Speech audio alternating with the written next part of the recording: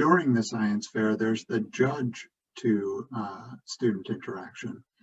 And there's a question that says, as a judge, I want to give the students the best experience that I can.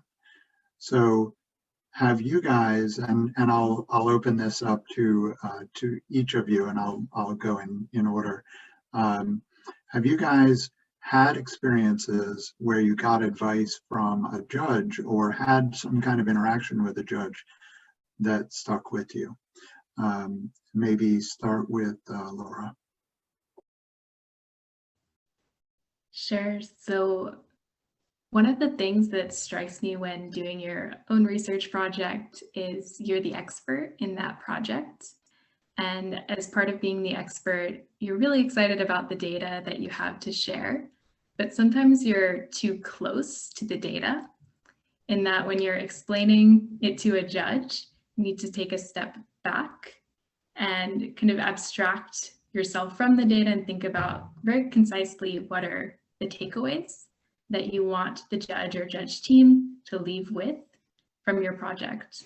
So an advice I would say from interacting with judges earlier on in my science fair career to where I am today is to think about takeaways that you want someone to leave with after presenting your project and make that come through with the data versus showing all of the data and showing everything you've done. Even though that might be very exciting, there will be time at the end of your interaction usually to go through, or if there's an appendix portion, share more of your data there.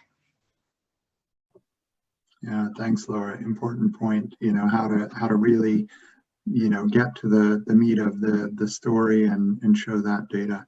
So yeah.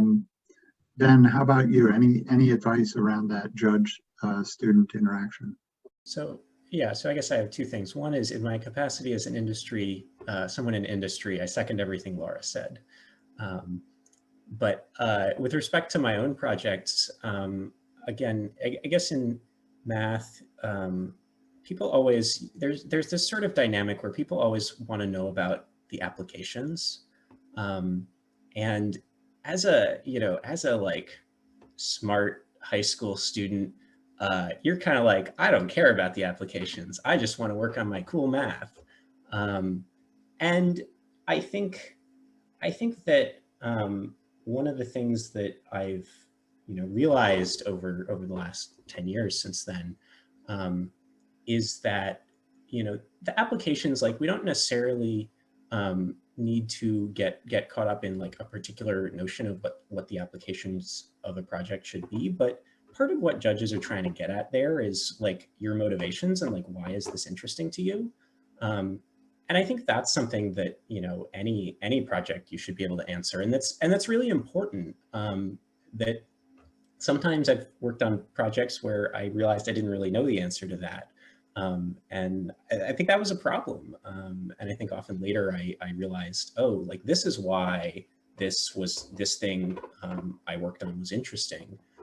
And that really like makes it all fit together for me. And so I think I would have, I think I in hindsight valued a lot of those questions, even if at the time I sort of bristled at them.